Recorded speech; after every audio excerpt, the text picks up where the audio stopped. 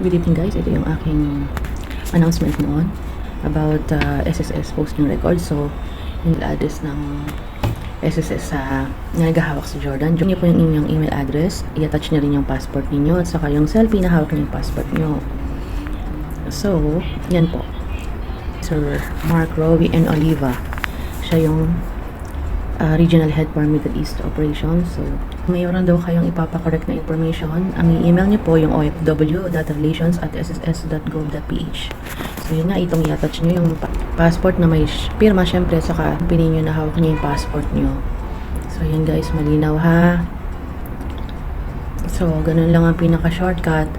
Email niyo si Sir Rowie, jordan@sss.gov.ph using your email address. Then, pakilala po kayo. For example, ako po si ganito, OFW from Jordan.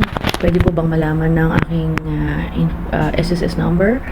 Ito yung complete name ko. Ito yung birthday ko. Ito po yung naka-attach po yung aking passport. Saka ito yung selfie ko po. So, ganun lang po.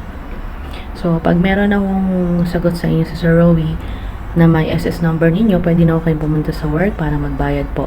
Pag OFW, pwede nyo pang bayaran yung mula January 2024 onwards. So, yun lang po guys. Sana makatulong. Kasi medyo na, napatungan na. So, yung dami kasing hindi nakakita ng ganitong email from SSS. So, yun. So, ito rin po. Sabi niya, pwede din daw i-assist kayo na mag-create ng SSS online. Generate na rin kayo ng PRN para sa loan. Kasi sa ngayon, pag may SSS loan kayo, hindi kayo pwedeng magbayad ng direkta sa amin kasi kailangan mo yung PRN. And it's unique number po. Hindi po yun one time na binibigay lang. So, every time na magbabayad kayo, kailangan po ng PRN. Yung payment reference number. So, real time po yung processing ng loan saka ng contributions. Actually, ito rin po yung ginawa niya authorization. So, kung may hindi po kayo ng ganito, kailangan nyo i-sign yan. Lagyan nyo lang ng date, pangalan nyo o pangalan ko. Siguro, sabi nga ni Sir Danny, suggestion niya, ilagay ko daw yung pangalan ko na lang, then bigay ko sa inyo yung mga papel. SSS number kung alam nyo. Then the SSS account, statement of account. So, yun nga po kung ano yung kailangan nyo, yung statement of contributions ba or kung loan. Tapos pag pangalan po, pag single kayo,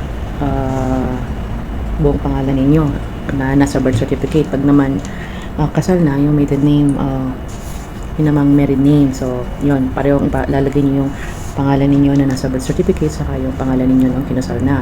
So, syempre yung birthday din po. Birth to